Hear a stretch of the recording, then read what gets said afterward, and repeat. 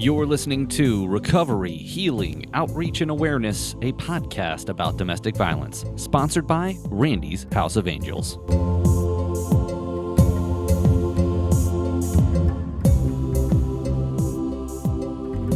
Domestic or intimate partner violence is a complex and silent epidemic that affects millions of people worldwide.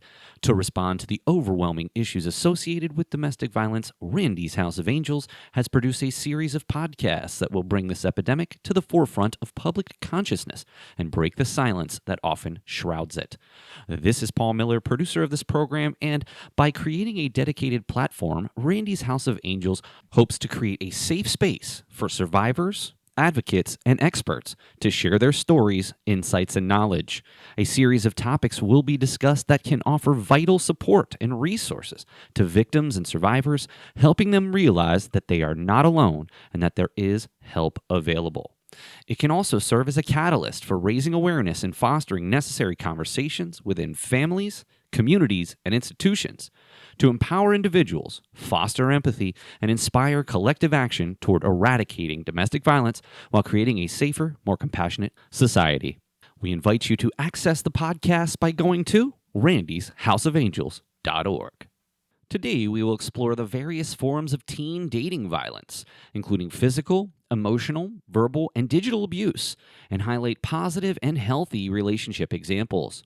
We will discuss how technology and social media impact teen dating violence, including cyberbullying, harassment, and controlling behaviors online. We will explore how media and peer influence shape attitudes toward relationships and influence behaviors among teens. Finally, we will discuss common warning signs of abusive behavior in teen relationships. Joining us today is Gerras. Gerras is a seasoned counselor with almost 2 decades of experience as a school counselor and educational leader. She currently delivers the Randi's House of Angels curriculum designed to break the cycle of domestic violence to boys in 5th through 8th grades at the Nativity School in Harrisburg. 2 years ago, Anne was credentialed as a court-appointed special advocate and works with a family of 6 children to help navigate the foster care system. Certified in safe crisis management for over 10 years, and was also a seasoned trainer for the Family Support Alliance and taught the program recognizing and reporting child abuse to school educators. Her extensive qualifications include certifications in student assistance program, trauma-informed educational practices, mental health first aid, and more. Anne has a master's degree in counseling from Penn State and also holds a principal certification from Shippensburg University. Today's podcast facilitator is Sherry Peters. Sherry Peters, a master's level social worker, is a nationally recognized facilitator in the children's mental health field and currently serves on the board of Randi's House of Angels. Formerly the director of the Psychiatric Residential Treatment Facility Waiver Initiative at Georgetown University's National Technical Assistance Center for Children's Mental Health, Ms. Peters also spent 21 years in leadership positions in the Commonwealth of Pennsylvania's Office of Mental Health and Substance Abuse Services, addressing children's mental health policy and program development. This includes suicide prevention and trauma-related issues. In her early career, she spent a decade as a therapist in residential and community settings.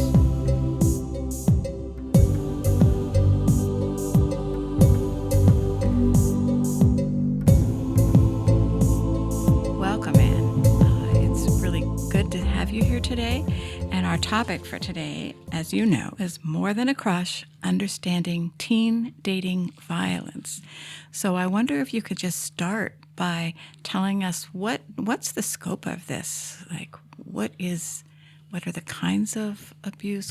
What kinds of things can you tell us that our listeners might want to hear about that they may not understand? Well, I think what you would want to start off with talking about either intimate partner violence, IPV, or teen dating violence, is that the CDC defines dating violence as any type of physical, sexual, psychological, emotional within a dating relationship. And we include with that stalking and digital technology. And I would say that the CDC says it's a public health problem because 1 in 3 teens report that they have had physical or emotional abuse in their teen years. And that's what's reported.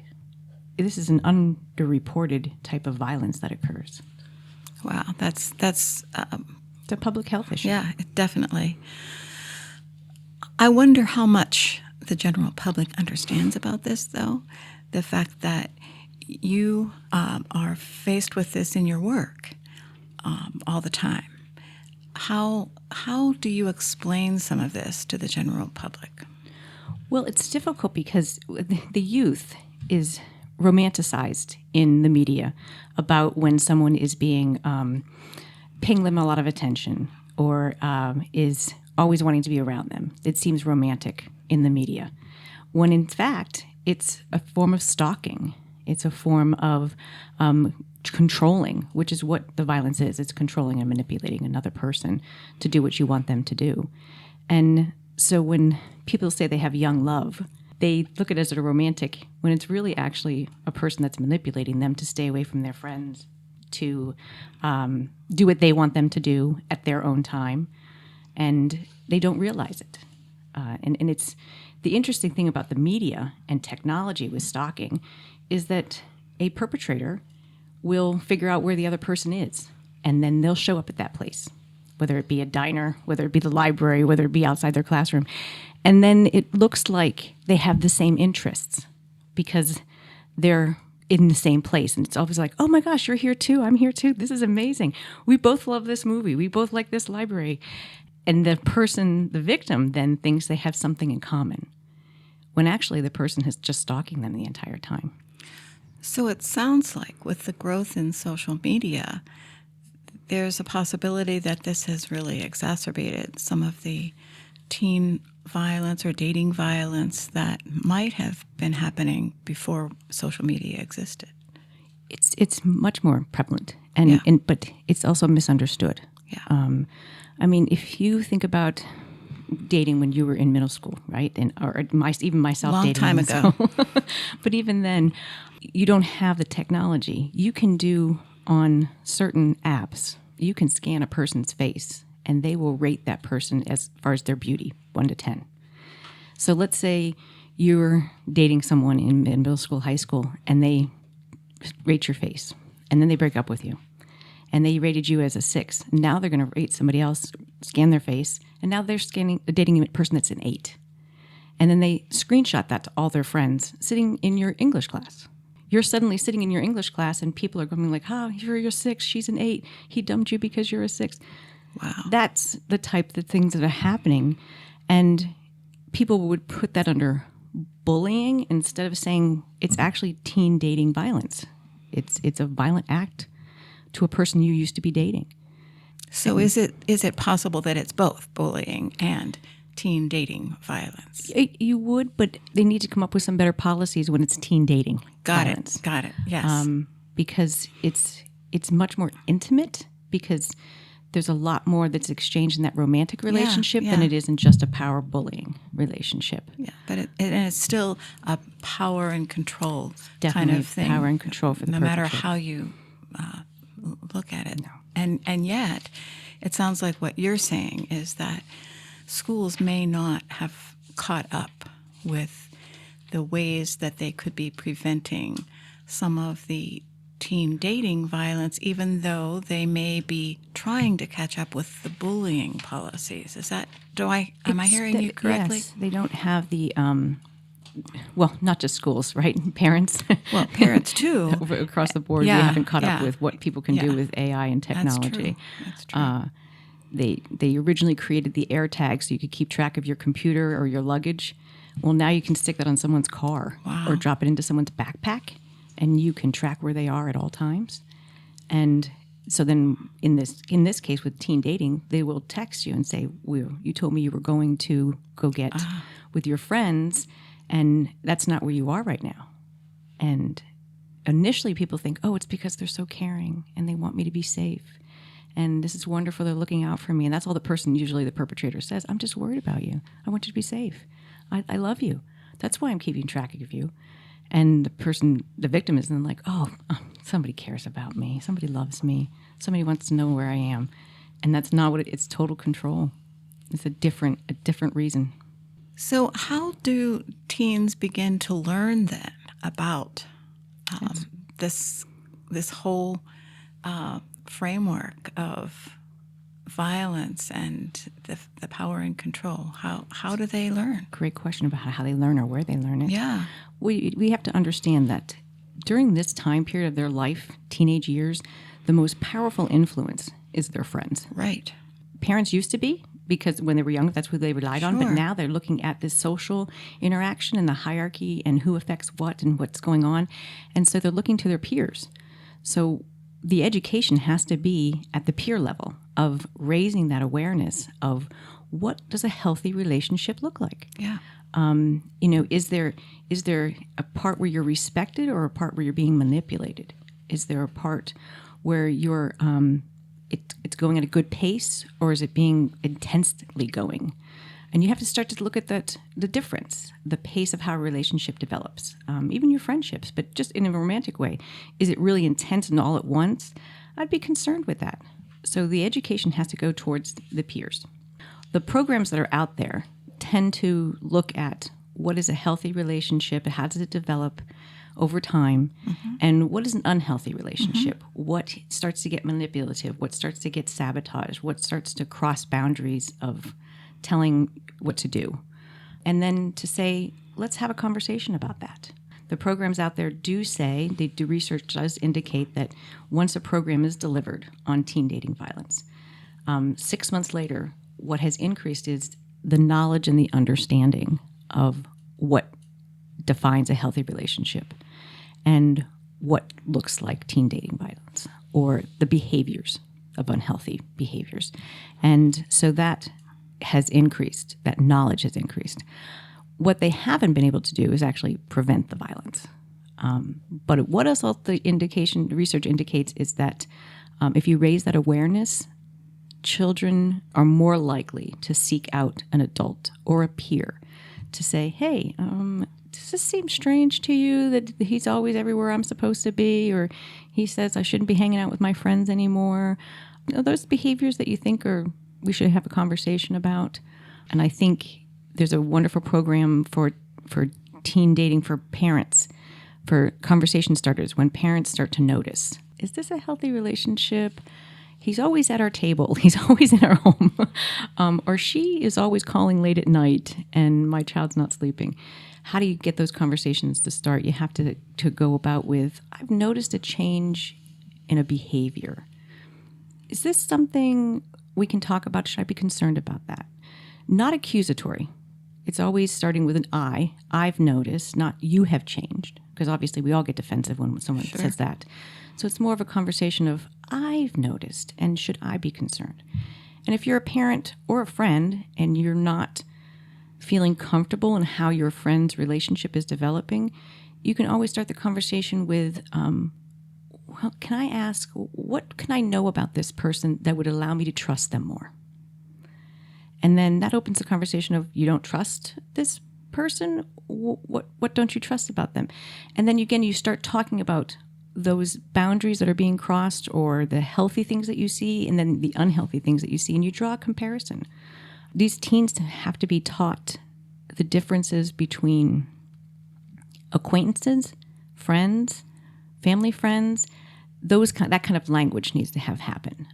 I don't know if you know that there's an app that can tell you who's your best friend. I didn't know that. No. So what happens on the app is, depending on how many times you've been texted or emailed or by this person contacted, they go up as your best friend.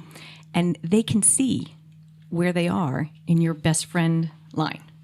Wow. So if you're an angry, violent person and you're not number one on your romantic partner's phone, you're going to go after the person that is number one, or you're going to blow up their phone so they can become number one. So now her phone's going off the whole time, which is very stressful. If you ever hear that ding, ding, ding, ding, ding. Sure. But it's an app that tells them who their best friend is. Wow. So you have to have the conversation of there's different levels of friendship. Where does that person fit? You're allowed to tell them where they fit. Not an algorithm, not them. You're allowed to say where this person fits in your life. Those conversations need to be had by parents, teachers, counselors, friends.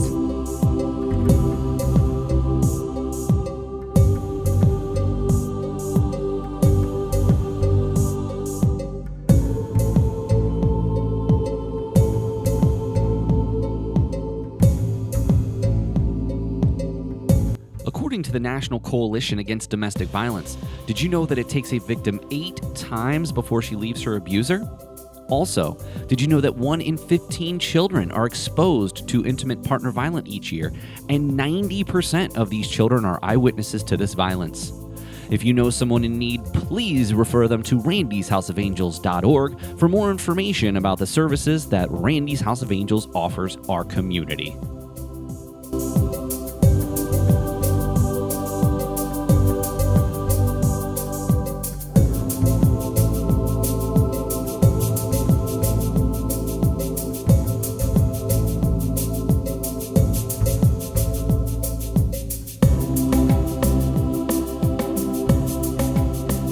So the things that you're sharing are things that would not be common knowledge to most of us in the general public. And I wonder, are parents generally aware of some of the apps and the social media pieces that the young people are obviously aware of? Is this something that is easy to learn about?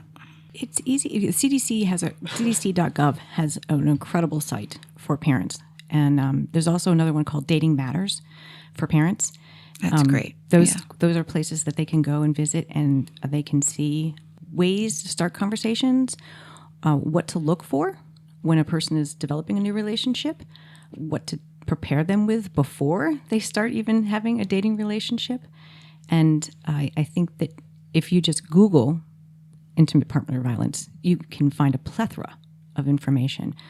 What you're looking for is those conversation starters, the ability to have an uncomfortable conversation without being accusatory. Yeah. And that's where it starts. You know, if you could say to the child, where is this other person on your line of friendship? Where would you put them? You know, how'd they get there? How'd they earn your trust to become your best friend? Tell me what they did. You know, what are their actions that keep them as your best friend or as your romantic partner?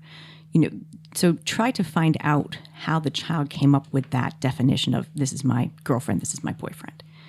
And then that will help you understand where you should go if you see some unhealthy behaviors as manipulation, or hearing them say, if you don't do this with me, then I might harm myself. So if you hear those kind of things. Yeah, it sounds like there's so much to learn about. And I wonder, you talked about the research has shown that when young people have an educational experience, their knowledge increases, but we don't yet know that the abuse or the violence decreases. Yet there's hope that once those conversations start, that perhaps that would increase too. Is there any research that shows like how much of this education is happening across the country or even here in central PA? Or is there still sort of a need for more of this education to be happening? I would say that the American Psychological Association and also American School Counselor Association would say we definitely have a gap in communicating this is a health problem. Yeah. And I think that it needs to be something beyond just your health class. So in most schools, in health class, you're taught healthy relationships, unhealthy relationships, but you're not taught how to get out of it. Yeah. How do you get out of an unhealthy relationship? Right. How do you get into a healthy relationship? We can tend to just keep going socially, but not having that conversation of what does it mean if you're not the healthy one, and how do you get better? Yeah. And I think that there definitely needs to be a much more needle point of education that really understands that you're talking to a developing brain, and its prefrontal cortex has not completely developed. Right. And sometimes it's still running on its reptilian brain. Exactly. And it's fulfilling a need, right? It's fulfilling. So why do you have that need to be around a person who wants to control you and tell you who your friends are and what clothes you should wear? Yeah. What is it about you that you want to be around that?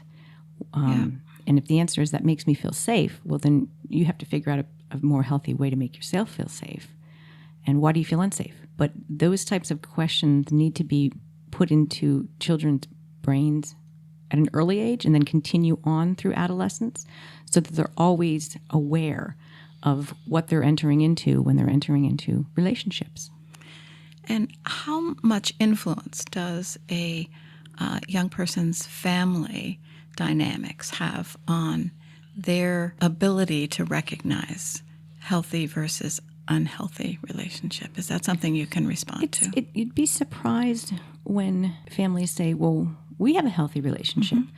But if you don't have a conversation about how you got there as a healthy relationship, they don't know. I know with my own family, we would talk about sometimes there's a conflict, right?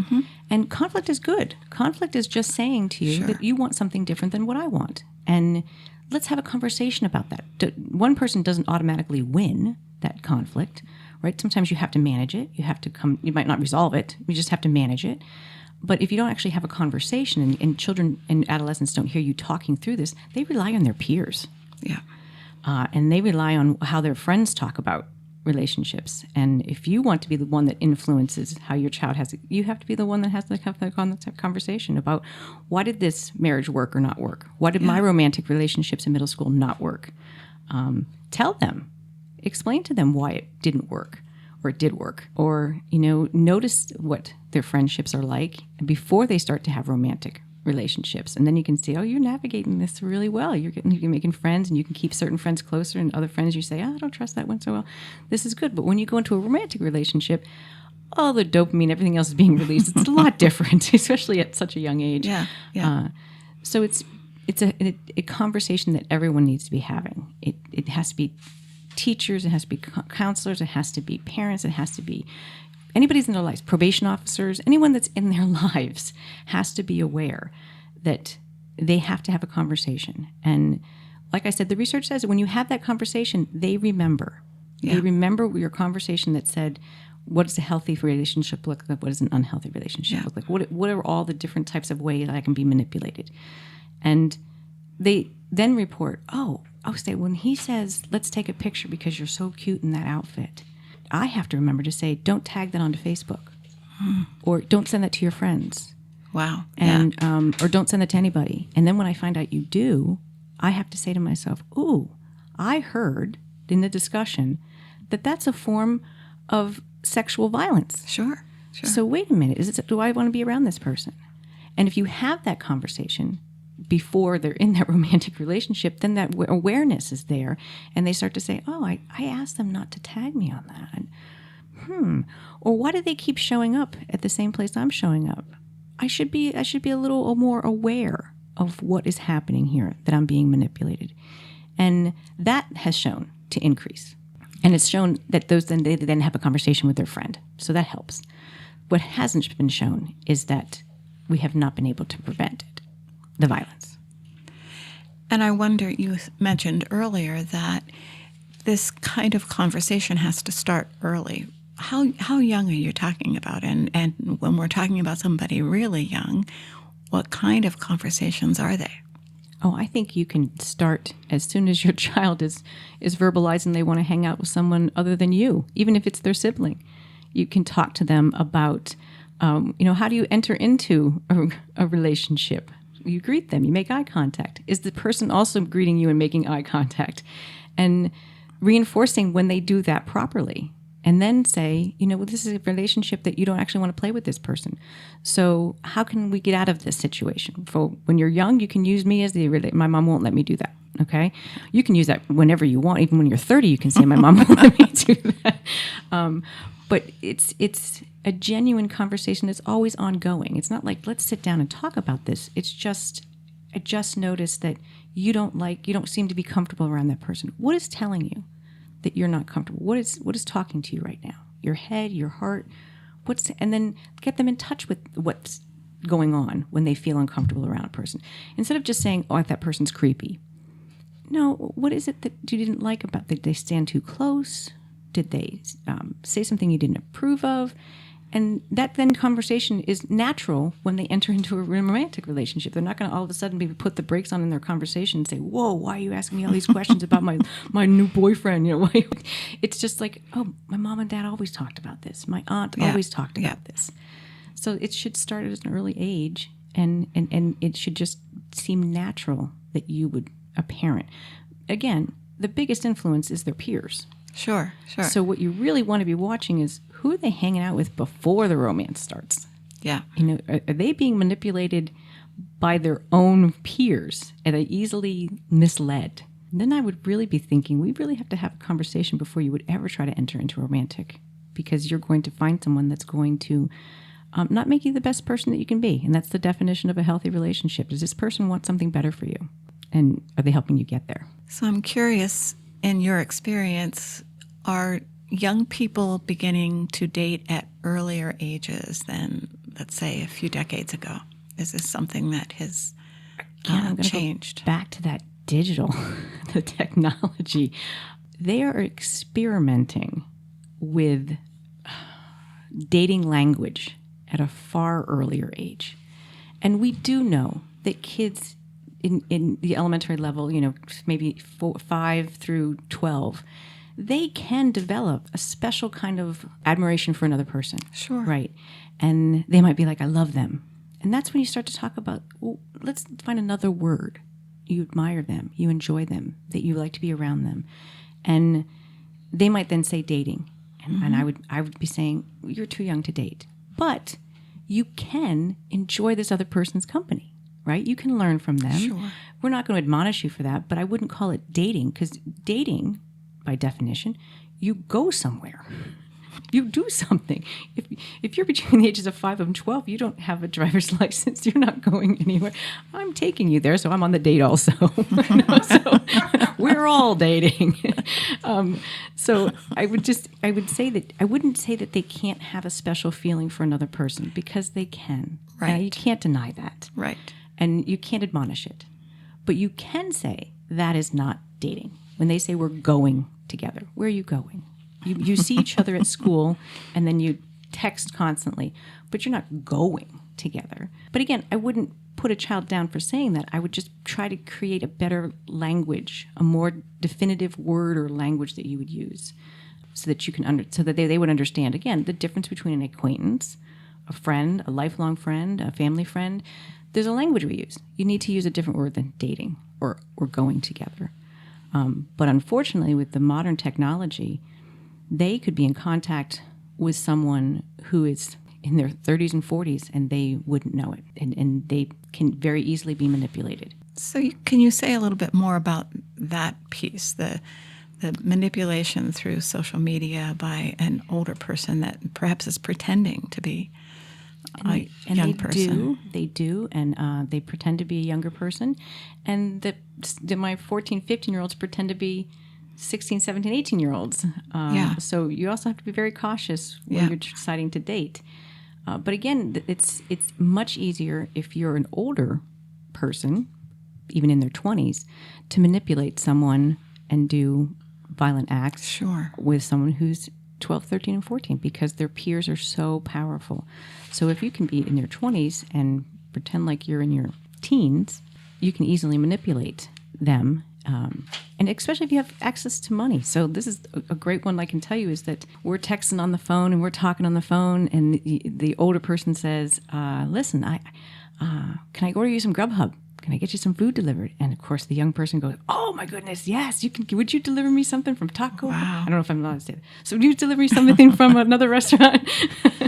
And the person goes, oh yeah, I'll have it delivered. And then as they're texting or talking on the phone, the food is delivered.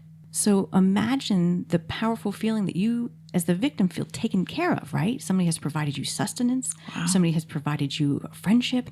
And so then they say, hey, will you take a cute picture of yourself and send it to me? Part of your body. And they're like, oh, well, yeah, that's kind of fun. And now they have this out, and then they can put it on the web. And we have a sexting issue. And this happens even in the middle schools. They take a cute picture of their friend who they're dating. They break up. They send all those screenshots to their buddies in school. Yeah. And so it's a difficult situation when you don't know who's on the other end of your line, and you're communicating with them and you think that it's going to be something romantic. But what I would like to just people to understand is that this is a public health issue. If 1 in 3 teens report that they have been in an environment where they had violence in their life, you would say that's trauma. Absolutely. And let's do something about that. Yeah. and at least just raise the awareness. Yeah. If you raise the awareness, they will go to their peers and they will ask for help. So what else can we do about this public health issue? You've talked about education.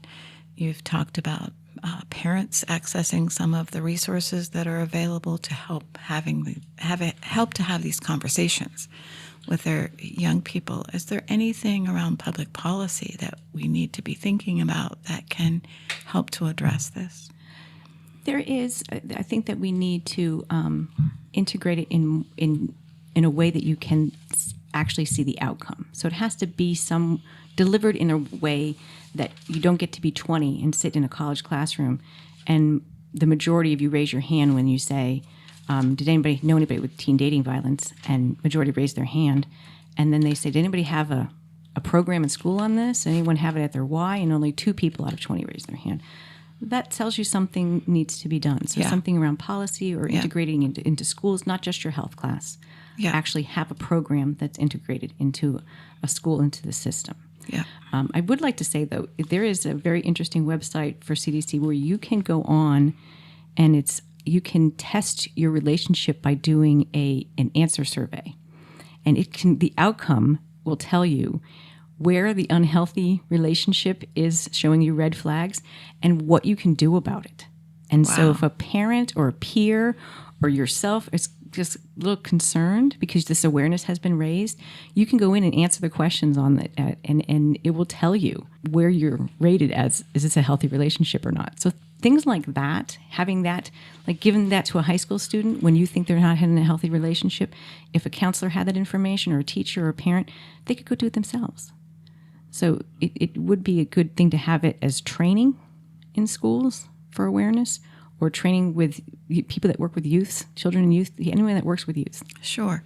And when you suggest that filling out the answers to these questions would also give some resources about what to do about it. It does. It tells you how to. So can you give some examples of what can you do would be? First of all, you have to ask for help.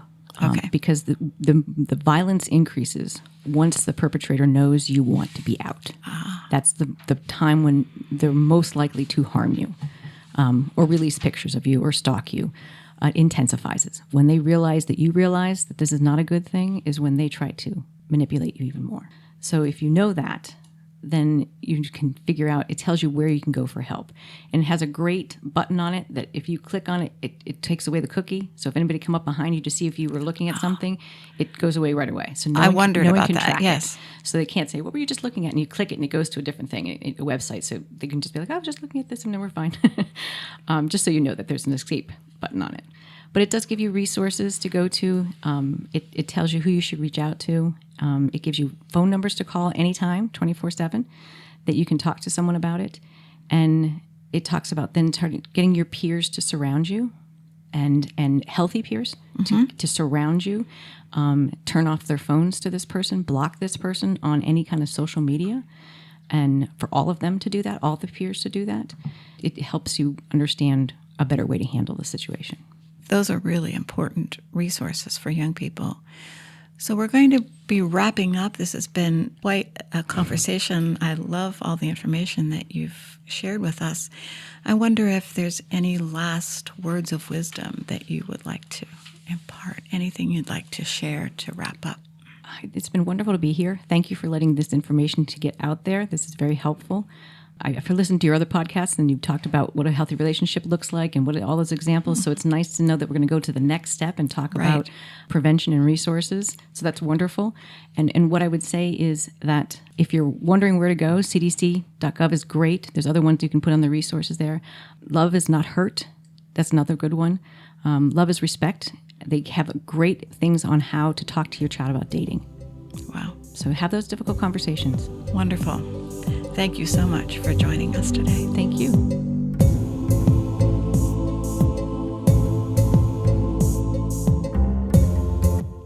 Randi's House of Angels is sponsoring Season 2 of a series of podcasts that will serve as a resource to anyone impacted by domestic violence, including parents, guardians, caseworkers, health providers, advocates, teachers, trauma specialists, clinicians, and more, to provide an overview of domestic violence and how to handle situations where domestic violence is present.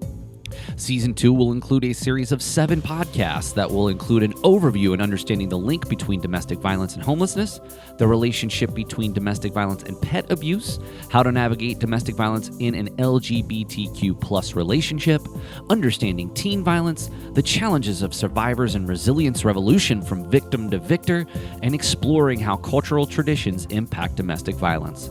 The podcast will include testimony and stories from experts who work in the field of domestic violence, criminal justice, and social work academia, and a survivor who was a victim of the domestic violence. This podcast will be broadcasted starting in July 24 and running through September of 2024. Go to Randi's House of Angels website at randishouseofangels.org if you missed the podcast, if you'd like any of the resources that support the podcast, and to take a brief survey. Your feedback is essential to shaping and informing future episodes of our show.